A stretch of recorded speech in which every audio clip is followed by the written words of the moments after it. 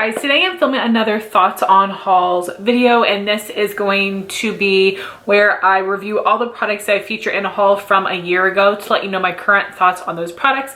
I will have my playlist linked down below as well as the original video, and I will list all of the items that I mentioned. This was my quarantine makeup haul of April. So many brands had a ton of amazing sales and I went crazy. I don't remember the deals. I'm not going to be going over them in this video. In case you're interested, definitely check out my original video. And I apologize for how I look today. I'm wearing my pajama shirt. My hair like looks a mess. I kept trying to like mess with the bun. I've got about 20 bobby pins in it. It looks greasy. It looks gross. It actually is not greasy. It's just my natural hair color. Such a dirty looking cool tone color, and I cannot wait for me to be able to dye my hair again. I'm also 39 weeks pregnant at this point, so I'm trying to muster up the energy to film as many videos as I can before my son comes. So let's get into the products, starting with a couple things that I got from Ulta. And first would be two of the Maybelline Fit Me Loose powders in the shade Fair. This is a holy grail product of mine. I love using this to set my under eyes, to set my face, and it's also great for me to mix in with two of my other holy grail powders, which would be the Too Faced Peach Perfect and Born This Way. I love those formulas, but the colors oxidize to be too dark on me, and when I mix in a little bit of this, it just adjusts the shades so perfectly. But this is such a good formula on its own. I did use it to set my makeup today. I find it to be very smoothing. It gives really nice coverage. I do think I look matte, but I don't look too dry. If you're worried about that, just always finish off your look with a setting spray, and I think it just seals everything in. This is such an amazing product. I will continue to repurchase this forever and ever, and hopefully they don't ever discontinue it. I feel like enough people like it, but I'm always surprised by the products that some drugstore brands choose to discontinue, while there are some other things they choose to keep that they've had for forever that I feel like no one buys, but I guess probably the average consumer, just not a YouTuber. Then I purchased two of the EOS Smooth Sticks in Sweet Mint. This is my favorite lip balm of all time. I find it to be very hydrating. The texture is not too thin or too thick, which is great because I like to reapply my lip balm. And even if something is thick, I will have the urge to want to reapply it. And this is just perfect. I love the scent of this so much. These are just staples for me. I have used up so many lip balms last year and this year, so many high-end lip balms that I like, but I like this better. Even if they were the same price, like the Fresh balms, even if they cost as much as the EOS, I would pick the EOS over them. I just would. I just love that formula. Then I had a free gift of the Pureology Color Fanatic Multitasking Hair Beautifier, and this is just a leave-in hair treatment. I love the smell of this. I do think that this does a nice job of helping to detangle my hair because I do have very tangly hair, and it doesn't make my hair greasy. I do just apply it from the ears down. I have a bunch of backups of this, a bunch of little minis that I've gotten for free.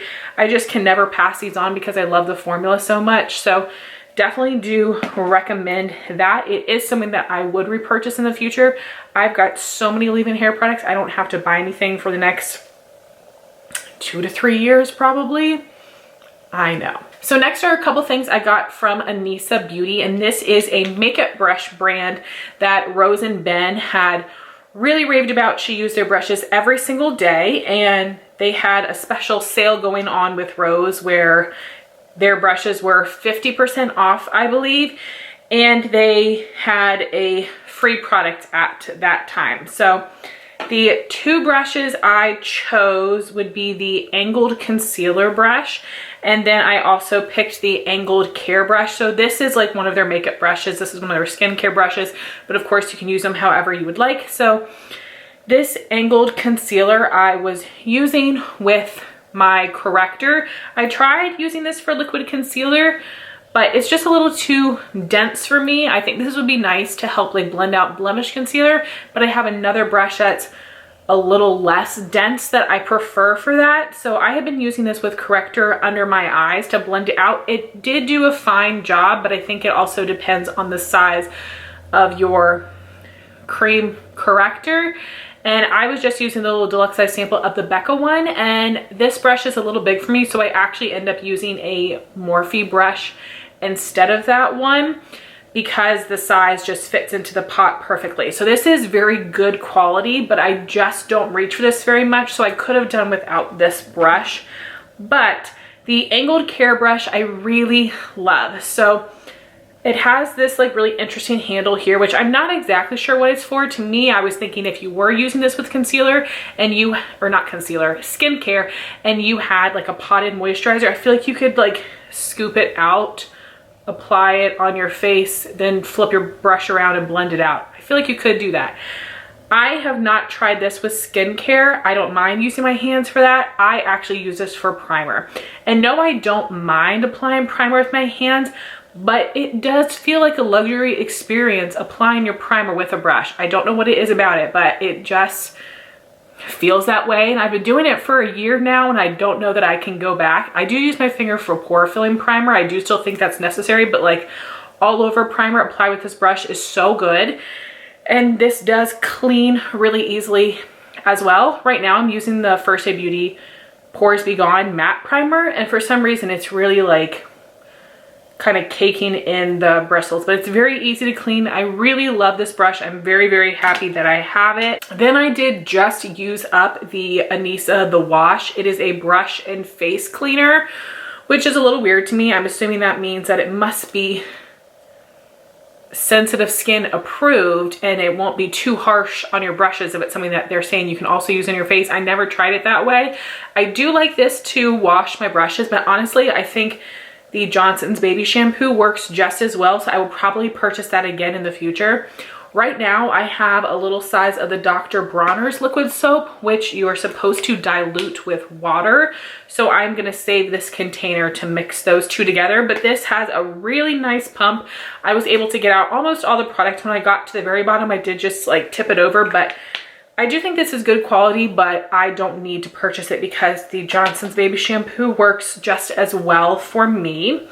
Then I had gotten some things from Milk Makeup. So they had this like mini intro set where if you bought it with free shipping, you would get a voucher for like $9 off, $10 off your purchase. So it was like the price of whatever that intro set was.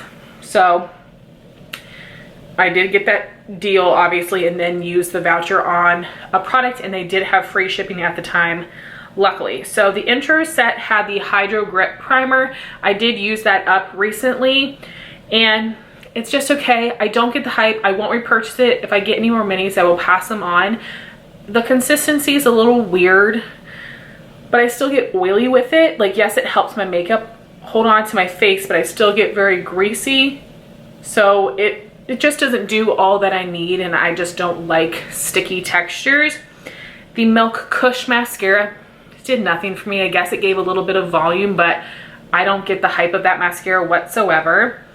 The Vegan Milk Moisturizer, a little too greasy on my skin, did not love it. And the last product was a deluxe sample of the Lip and Cheek cream in Werk, and I actually ended up passing that on because the one in the Sephora birthday gift is bigger. It's the actual mini size that you could purchase, and it's a really pretty warm, like pinky rose shade, and I have not used this yet, so I cannot review it right now, unfortunately, but I will be testing it out this summer, and I will review it in my Partners in Cream project pan, but I just can't today.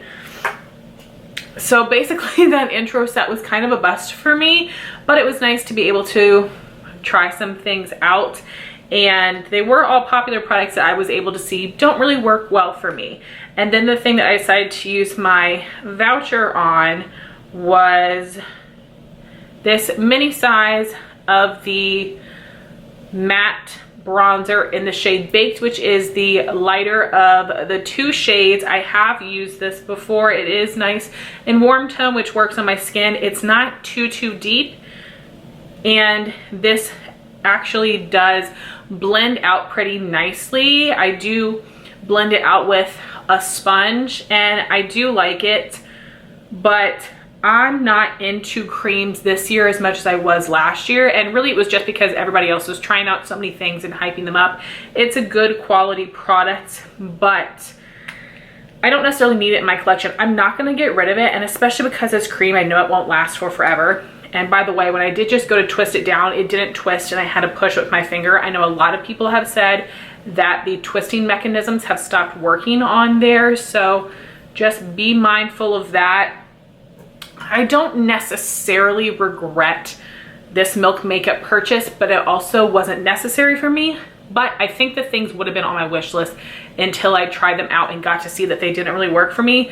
Again, I have not used the cream blush, which I will review in a couple months, and the cream bronzer is fine. I think it works well. The color's nice, but in general, I prefer a like cream to powder blush, and I prefer a liquid bronzer. I find that liquid bronzers are just much easier for me to apply and blend than cream bronzers, especially because I'm so fair. So it's just more of like a personal preference thing. It's not that those products are actually bad quality. And next, I had placed my first order with Cosmetics, and I had purchased this little set of a mini liquid lip and a mini gloss, and I believe that weekend they had a freebie of a mini liquid lip as well. I think I did have to pay for shipping, but getting like a free mini lip price made the deal good enough for me.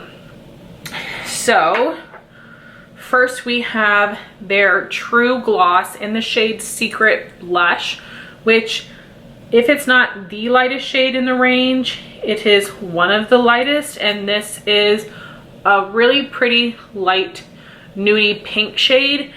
I think depending on my makeup look, like this is looking pinker in the swatch and it actually ended up looking on my lips, but I do like the shade. I did wear it recently and I enjoyed it. The glosses do have about a medium opacity, which is what I prefer. I don't like really full glosses like the Anastasia ones. I just feel like that's too much on my lips, but this is really nice. It is very smooth. It's not sticky. It's decently long wearing. I don't think I'm gonna buy any more of these glosses, but I am happy to have one to try out. And then for the liquid lipsticks, the one that came in the set is the shade Rose Nude, which on me is not nude at all. This is definitely a mauve lip color. I wore this in a video the other day and I was thinking it was going to be this lighter shade that I see in the tube, but it wasn't. It did get much darker on my lips, and I feel like this is something that I would wear more in the winter time when I go for my more rosy mauve shades. But I do like this formula. It does mostly dry down, and I do find it to be pretty long wearing, pretty comfortable. I do enjoy this. And then we have my freebie, which is Faded Clementine, which is a really unique shade, but never something that I would use enough to actually purchase, but I was super excited to be able to try it out. I did want to also show you the applicator really quick. I love the applicators like this. It almost looks like a little chair because it holds extra product, so you don't have to dip back into the tube as many times. And here's what that shade looks like. It's like a slightly burnt, harvesty orange color. Very unique and interesting, really pretty for fall. So I do enjoy this formula. Again, I'm not obsessed. I am not going to purchase any more shades, at least from the colors they have available now. I'm very happy to be able to try them, but I am more interested in trying some other products from Cosmetics. And I already feel like I have enough liquid lipsticks, and Dose of Colors has my favorite formula, and I would still pick those over these, but those lip products are all good. Then I had placed an order with Dose of Colors, and I believe there was like one day where concealers, foundations, and sponges were 50% off, and I did get free shipping with this order because of how many things I purchased. So I did use all of these things today so I could have them fresh in my mind. So for the Meet Your Hue foundation, I have the shade 104 Fair, and you guys can already tell through this frosted, look at me sitting here like this, you can already tell even through the frosted glass bottle, this is yellow. low. And I find myself to have a very true yellow undertone. Yellow. So you do need to, well, I need to be careful with the color of face powder I use with it. I was going to use, like right now I'm using a mixture of the Maybelline and the Too Faced Peach Perfect, but I was like, no, that's gonna oxidize on me. Let me just use the Maybelline, and I think that the color balanced out to be really nice, thank goodness, because it was looking a little too yellow, like a little too intense. But this is a really nice foundation. I just put one light layer all over and I get really solid medium coverage. I did add some extra product onto my cheeks and it was buildable. So I would say this is a medium buildable to full coverage foundation. It didn't look too heavy or cakey on my skin in my opinion, and I'm someone that likes full coverage foundations, so keep that in mind. But I do think that this has more of a satin finish. It does help keep me matte for a decent amount of time. However, it's not the most mattifying foundation. I do think this would work for a lot of skin types. However, if you are super dry, it is possible this might emphasize some dryness. And also if you like a dewy finish, like I said, this is more of a satin finish. I do really enjoy this foundation. I'm gonna be excited to get more use out of this. I don't necessarily think I would go run out and repurchase it right now. I do have other foundations I like a little bit more, but this is a really good one. I'm not going to declutter this from my collection. I will use it up. Then I have the Dose of Colors Meet Your Hue Concealer. I went with the shade number 3 Fair. Again, my foundation is 104 and this is number 3. And it is much lighter. I had a hard time figuring out my shades and I wanted to be on the safe side, so I figured go one shade down from the foundation because I wanted to use this to brighten. It's a great shade for me. It is nice and fair and it has more of a neutral undertone. This is also a medium to full coverage concealer. It blends out very easily into the skin. I get a minimal creasing with it under my eyes, but all concealer creases under my eyes. And it also has more of a satin finish. I really enjoy this. I think this is great quality. I do like the Tarte Shape Tape a little bit better, but I probably would pick this over the Too Faced Born This Way concealer. That one's just fine for me. I like this one a little bit more, and then the Tarte concealer the best, but I definitely do recommend this, especially if you can get it on sale. And the last thing I have would be their Seamless Beauty Sponge. They do have a couple different shapes now. This is their original shape. I did use it today. It has some bounce to it, but it is also pretty firm. So I use the bottom to apply my foundation and then the pointed side for concealer. This is very wide and very flat. So while it's great for helping to like pack foundation onto your cheeks and build coverage, when you're getting into those nooks and crannies around your nose, between your brows, you really need to use the pointed side. I felt like the makeup on my nose looked a little bit patchy. I definitely had some like caking and creasing in my nose crevices, so I did have to go in with the tip. I'm gonna use this for the next 3 months. That's how long I use my sponges for, but I do prefer the original Beauty Blender and I do prefer the Real Techniques Miracle Complexion Sponge, both for the shape of the sponge as well as the density. Again, this doesn't feel like I'm punching myself in the face. It's got some bounce, but it's also kind of firm. I feel like I heard somebody at the March rave about this. I could be wrong about that, and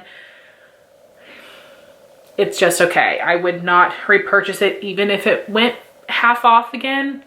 I prefer those other two sponges. Next, I had purchased a Sephora Play Box and I miss these so much. This is only $10 and it came with 5 deluxe size products and then a foil sample. So the foil sample was the Amika 3D Volume Thickening Shampoo and Conditioner. I don't really remember it. I think it probably smelled nice, worked well, but not something I would repurchase. I'm really picky about shampoo and conditioner.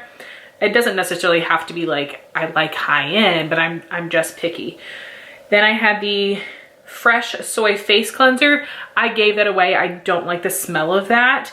The Dermalogica Daily Microexfoliant is a loose powder exfoliator. I think that does a nice job, but I just prefer using like a regular face scrub that you like squeeze out of a package. This is just a little bit more cumbersome to use, but it does work. Then the Smashbox Super Fan Mascara. It's more of a wet formula, but it does have a plastic bristle wand, so it doesn't goop up. It doesn't get too much product in there. This is really nice for lengthening and separating the lashes. It is actually something I would consider purchasing in the future and then wearing it in combination with more of a volumizing mascara. And then the two products that I purchased this box for that I was the most excited about would be this Bobbi Brown Shadow Stick in the color Golden Pink, which is just a really pretty rose gold shade. I really love the Bobbi Brown Shadow Stick formula. I find that they're very pigmented, they're very smooth to apply, they last all day without creasing. I would just say that these are a little bit more expensive than my Laura Mercier, and they don't have as many interesting colors, so I would pick the Laura Mercier over the Bobbi Brown just for those reasons, but I actually find the formula to be super comparable. And this is something that I would love to use up, and I do actually have a backup of it, which is nice. And then I have this Wander Beauty Lip Retreat Oil in Skinny Dip, which is actually a nude shade, like there's a little bit of residue. I don't know if you'll be able to see. It is a warm nude shade. I do like this product because it feels nice and smooth on the lips. It's in a little squeeze tube in the sample size, but the full size actually has like a doe foot applicator. Still in a squeeze tube, but it has an applicator, which is much easier to apply because this does actually have some pigment to it. I am going to put this in a project pan this year, a spoiler, so I will have better thoughts for you then. I don't think it's something I would repurchase. I'm not a huge fan of lip oils in general because I do find them to be messy, not that hydrating, sometimes dry my lips out, and I would rather just use a balm or gloss. So I'm excited to try it. I don't dislike it, but it's not something I repurchase. Again, I will be able to give you more thoughts after I pan it. My opinion could totally change after using it that much. Next, I purchased one thing from Neiman Marcus. They had all of their Marc Jacobs products on sale, and I remember that Marc Jacobs had a lot of things on his website on sale as well, but not everything. And on the Neiman Marcus website, they included the very popular Tan-tastic Omega bronzer, and I got this for such a great price. I can't remember what it was, but it was maybe half off, I don't know. A really good price, and I actually just used this for the first time today. I know, you can feel free to shame me in the comments. I did recently post a video of my unused makeup collection. I will link it up in the cards. And I definitely wanted to make sure that I use some of these products today to be able to give you some thoughts on them, or to like refresh my memory about some things that I haven't used in a while. But for that bronzer, I actually really like this color. It isn't too cool tone or too warm toned. I actually think this would be a great bronzer for me for the spring or the fall time is probably when I would reach for it most. And this did have some nice pigmentation to it, a little bit of kick up, but not bad. I used it to contour and bronze today, and I think the shade works really, really well for me. And I did go in with a light hand. I do think that this seems like it will be very buildable, so I'm definitely enjoying it so far. Again, I've only used it once, and full price, no, not worth it. I have several other bronzers that I like that are cheaper, but it is a good product, and I'm super, super happy to have it. The next thing I purchased is something I got from Amazon. This is Inglot Duraline. I can't remember why I bought it, and I have not used this in a while. I think maybe I purchased it to mix into some Stila glitter and glows to try to revive them, and I think that's the only thing I've used it for so far. This says it only lasts for 9 months, so I've already had it longer than that. I don't think people be throwing this away after 9 months, so I'm going to continue to hold on to it. But once this does expire, I don't think I'll repurchase it. Again, I've barely used it. This definitely seems like something better for a makeup artist or someone that uses like water activated eyeliners or paints or loose pigments. I don't use any of those things. Those are all too messy and complicated for me, so it's fine.